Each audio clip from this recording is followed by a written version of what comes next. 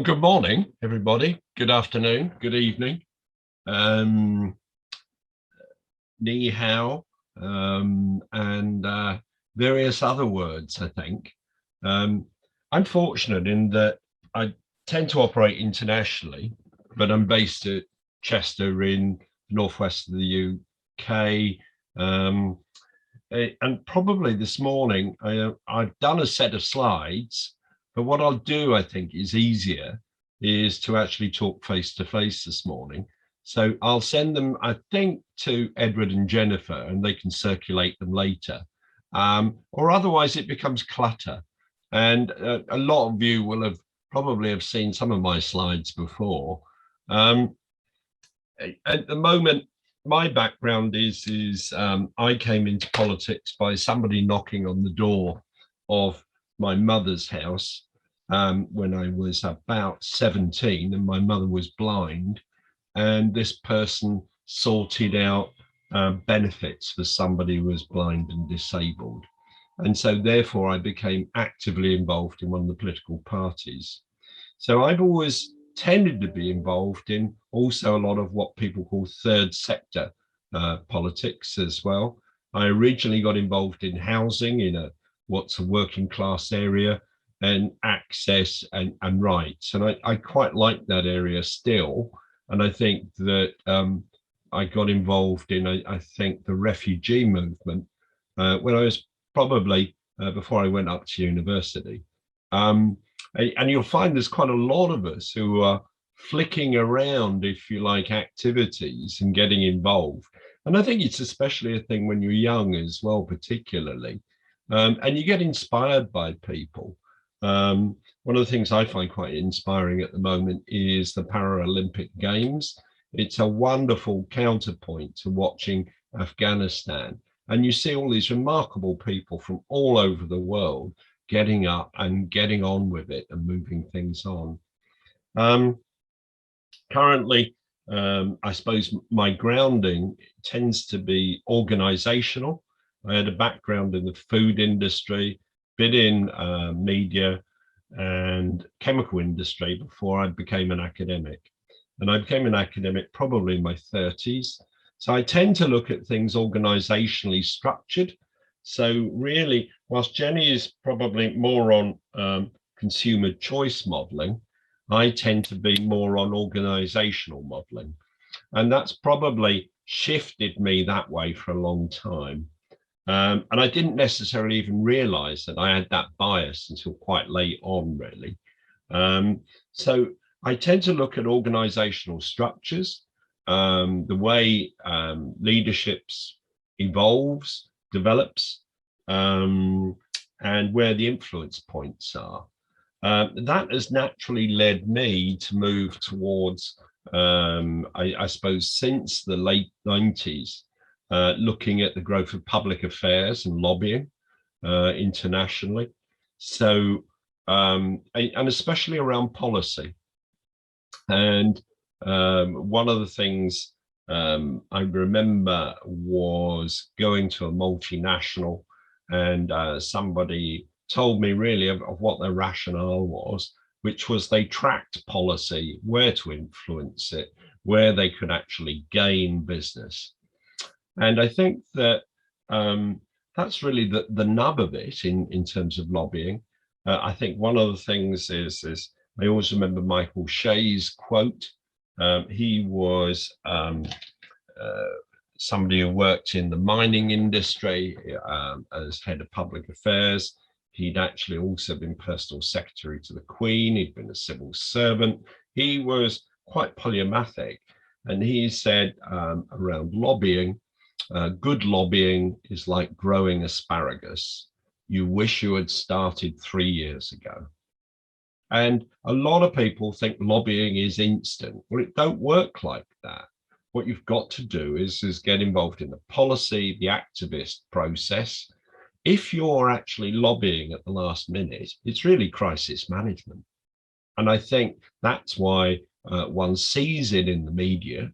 Also, it looks very cheesy and very sleazy. But really, if you start taking it as being part of the policy process, it's important.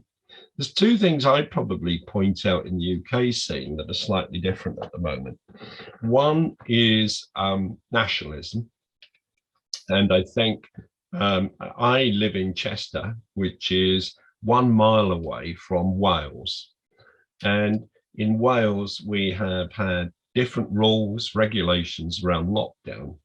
So an example for me was I couldn't go to my local supermarket because being English, I was banned from going into Wales.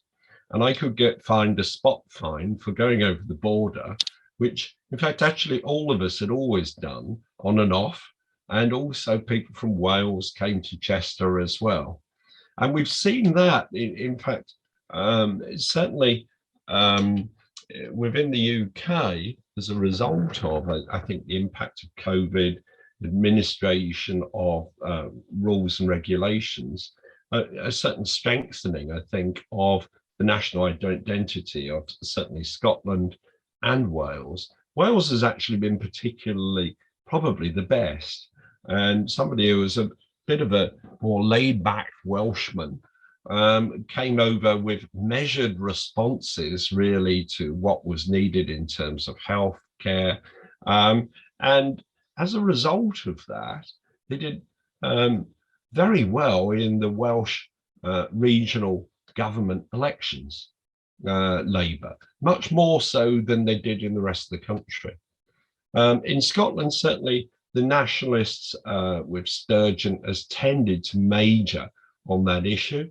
You can clearly see when you look at British politics, we have problems around the Northern Ireland fault line, but there is quite a strong rise of nationalism. And I think that's really reflective of what's happening really when you look at the barometer around the world. You know, nationalism seems to have been on the rise, whether it be America, whether it be India, whether it be China, you know, and I think that we are in that era. We also know, I think, historically, that sometimes that can lead to major problems and friction points as well. So I think we have to be watchful. UK, I think certainly it's putting pressure on traditional parties of how they actually grapple with that issue. And to some extent, I think it's probably been more difficult for Labour to respond to it, really, because I think they haven't necessarily had a position around nationalism. So you can see that the Labour Party that dominated Scotland seems to have been virtually squeezed to a point whereby it's virtually a rump. And then the other thing one tends to find is when one looks over the UK, certainly the southern political scene seems to be increasingly outside of London, becoming a split between the Conservatives and the Liberal Democrats, with, if you like, the North and the Midlands being where you've got some clearly good scraps going to go on between Labour and the Conservatives. Remember that the by-election that Labour did win, probably they won because they had a very well-known local candidate, the sister of the MP previously assassinated, and also the Tories managed to really have some appalling sort of debris coming up at the same time. So if Labour hadn't won that, I think it would have been a miracle. And I think you've got to put it in context. I think nationalism is something I would really emphasize. The other second point I do is really the rise of what I call health politics and health margins and the lobbying around that. And part of that is COVID. Part of that is the number of issues, the fact that actually I think the population are being educated on it. And what I do there is to look at really health campaigning. And certainly in papers before the Journal of Public Affairs, something like about 40% of the papers at the moment coming in are around COVID and health. So health and nationalism, that's where I'm going to leave it. And I think that it's quite buoyant as ever, British politics.